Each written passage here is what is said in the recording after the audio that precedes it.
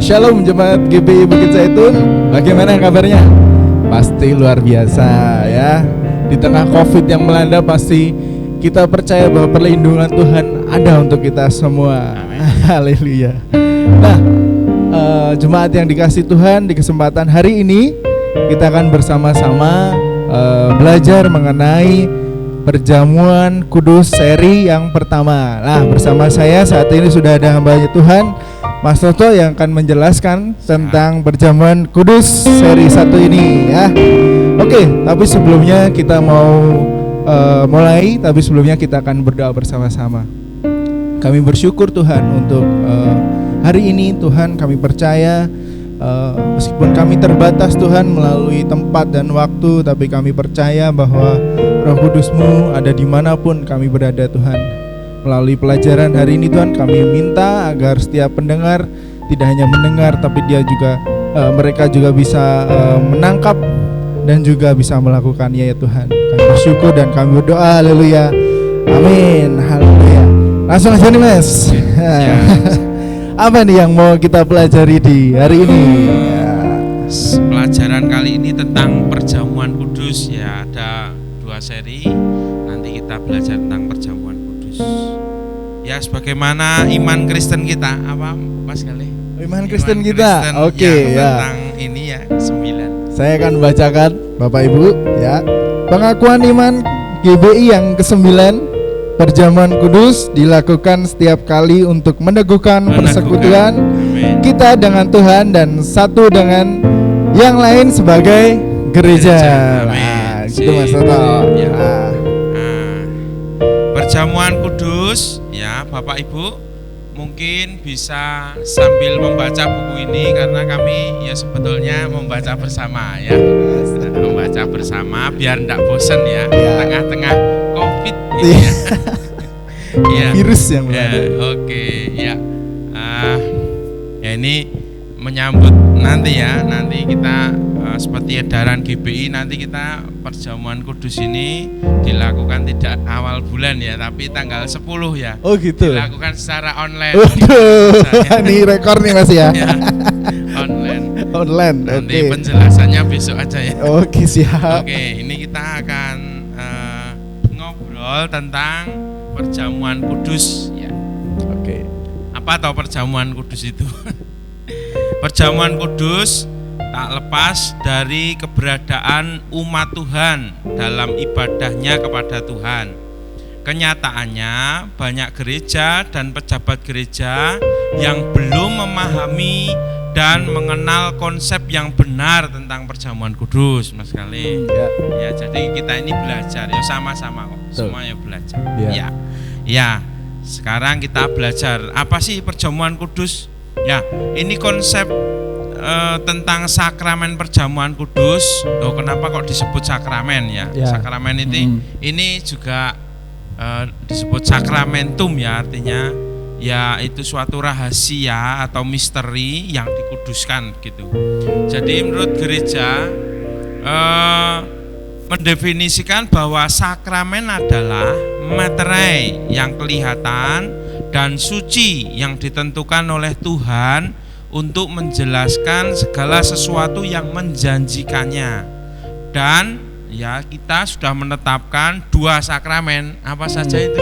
Wah, apa itu Mas ya? Nah, sakramen baptisan air dan perjamuan kudus. Jadi saya ulang bahwa sakramen ini ya didefinisikan suatu materai yang kelihatan ya dan suci yang ditentukan Tuhan untuk menjelaskan segala sesuatu yang dijanjikannya. Nah, di tempat kita ada 2 nih. Baptisan air bukan sesuatu yang dapat kita lihat dan sesuatu yang menjanjikannya. Ya, melalui baptisan air pernah kita bahas ya. Yang kedua yaitu perjamuan kudus ini ya. Jadi merupakan suatu hal yang kelihatan kita lakukan perjamuan kudus dan di sana Allah hadir gitu ya. Nanti ada janji-janjinya Tuhan ada di sana. Baik, kita belajar lagi tentang konsep sakramen perjamuan kudus ya. Oh, jadi ada konsep-konsep ya Mas ya di dalamnya. Itu Perjanjian Kudus ini menurut gereja dan gereja kita kan ada denominasi macam-macam, itu berbeda-beda ternyata. Katolik ya berbeda ya, terus beberapa gereja berbeda. Oh gitu ya. Beda pandangannya begini ya, ada nih.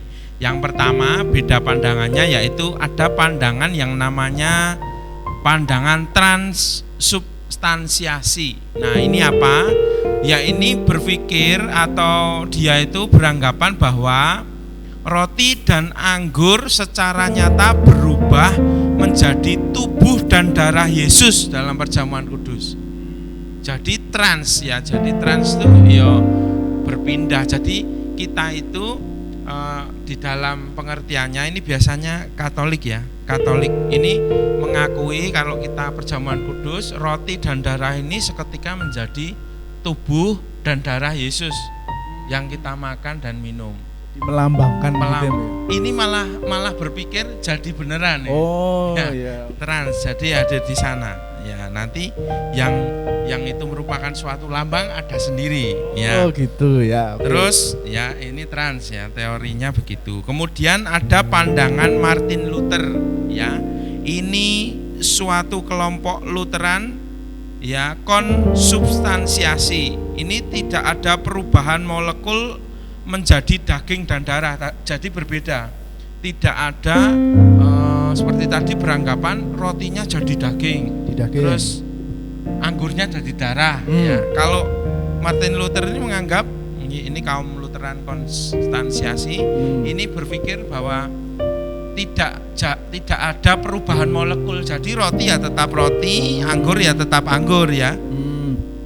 Kemudian tubuh dan darah Yesus itu di dalam itu bersama-sama dan di bawah tanda roti dan anggur. Jadi memang tidak ada perubahan molekul, tetapi tubuh dan darah Yesus itu di dalam bersama-sama di bawah tanda roti dan anggur.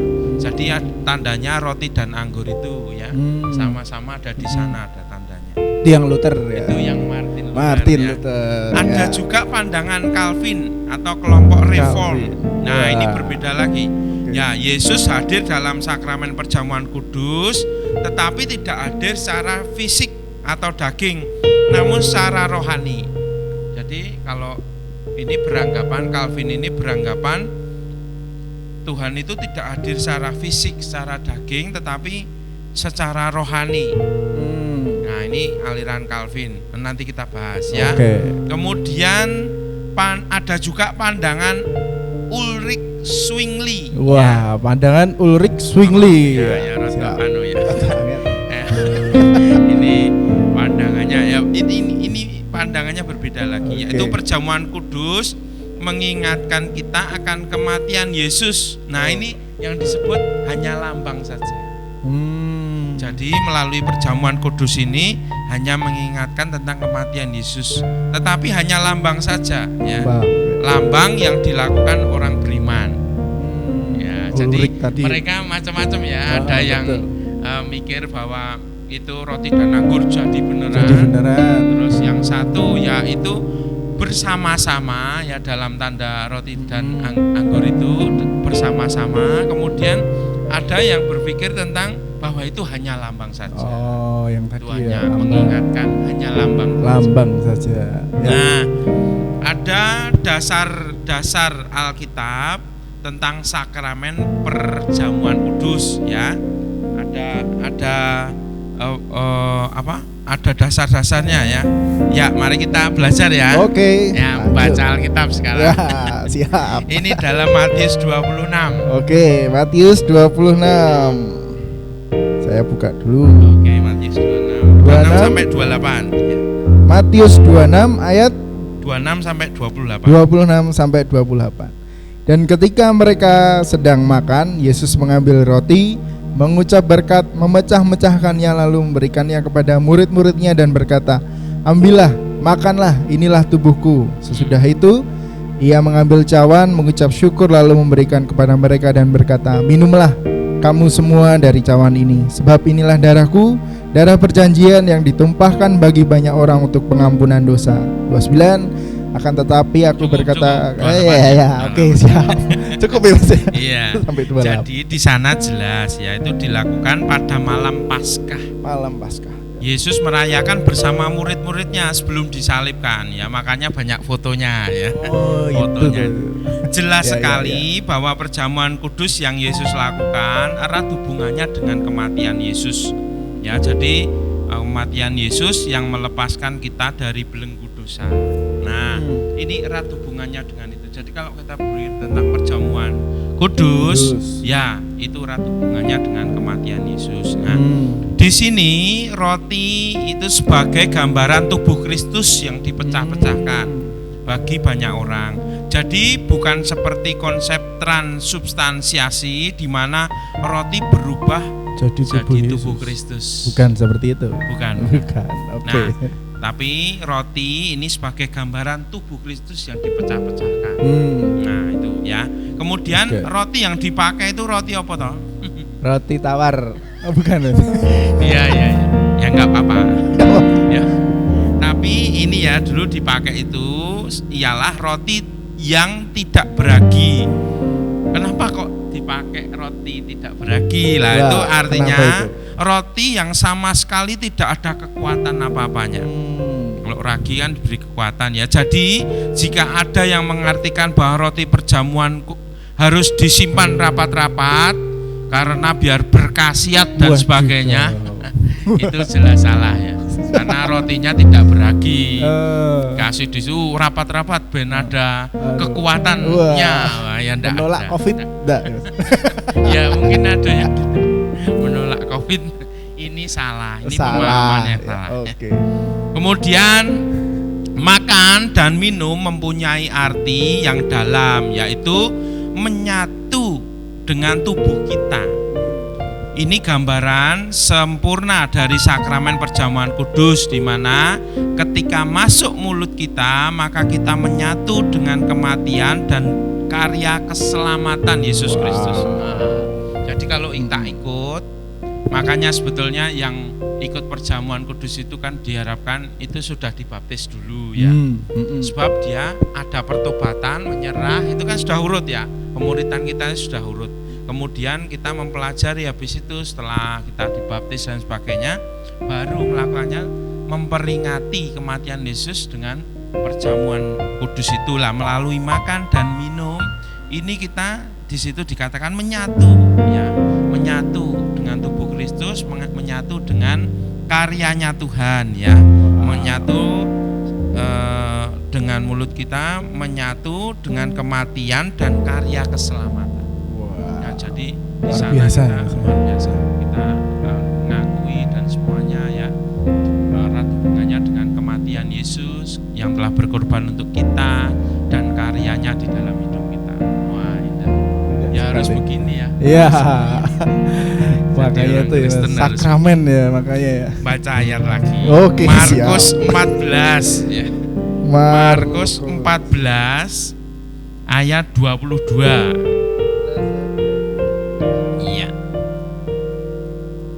Ya. Oke. Markus 14 ayat 22. Dan ketika Yesus dan murid-muridnya sedang makan, Yesus mengambil roti, mengucap berkat, memecah-mecahkannya, lalu memberikannya kepada mereka dan berkata, "Ambillah, inilah tubuhku." Terus sampai terus. 26. Oke. Sesudah itu ia mengambil cawan, mengucap syukur, lalu memberikannya kepada mereka, dan mereka semuanya minum dari cawan itu. 24. Dan ia berkata kepada mereka, "Inilah darahku, darah perjanjian yang ditumpahkan bagi banyak orang.